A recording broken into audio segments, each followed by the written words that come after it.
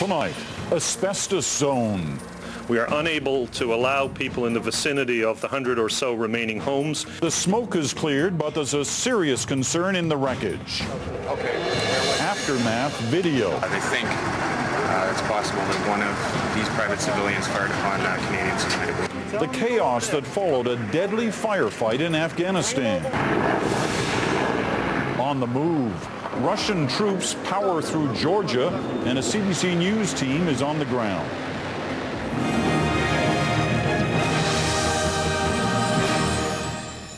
Plus, red lines.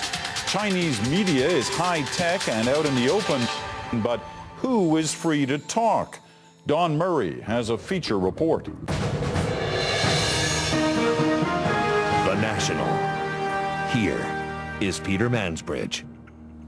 Good evening. After the initial terror, the confusion, and then plain relief at being alive, tonight there is anger and new fear in the fallout of those weekend explosions in Toronto. The images of those huge fireballs erupting from a propane plant have been seen around the world. For the thousands of people who live in its shadow, they are images seared into their memories. While many of them have been allowed to return home, more than 100 have not. The fear now, health risks from airborne asbestos. Our coverage begins with the CBC's Havard Gould. Daylight and the full extent of the damage is revealed. It is a massive blast zone. The company's yard, a collection of seared equipment and burned out vehicles. Material from the site rained down on the neighborhood, destroying a bus shelter, part of a tanker trailer landing in a nearby cemetery. Foundation's been torn out of the ground.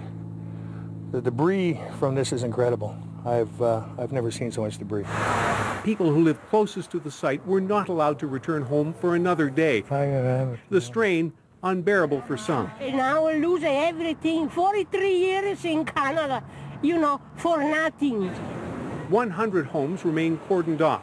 The danger, officials say, tests on the site and the area uncovered asbestos, which causes a rare form of cancer if inhaled. The problem with asbestos is when it's disturbed and becomes airborne, it becomes dangerous to people.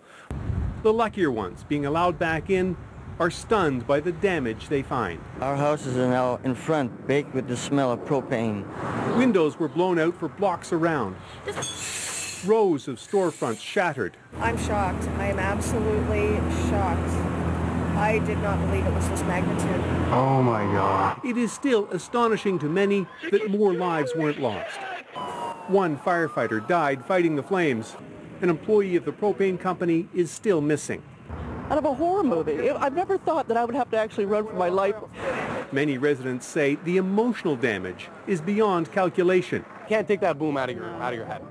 You can't. You keep hearing that shock wave. I'm still in shock over it. Late tonight, frustration, as residents who thought they could finally return home were instead turned back. Miraculously, somehow, some way, the street just south of us has fresh air, clean air, and the street just north is full of asbestos.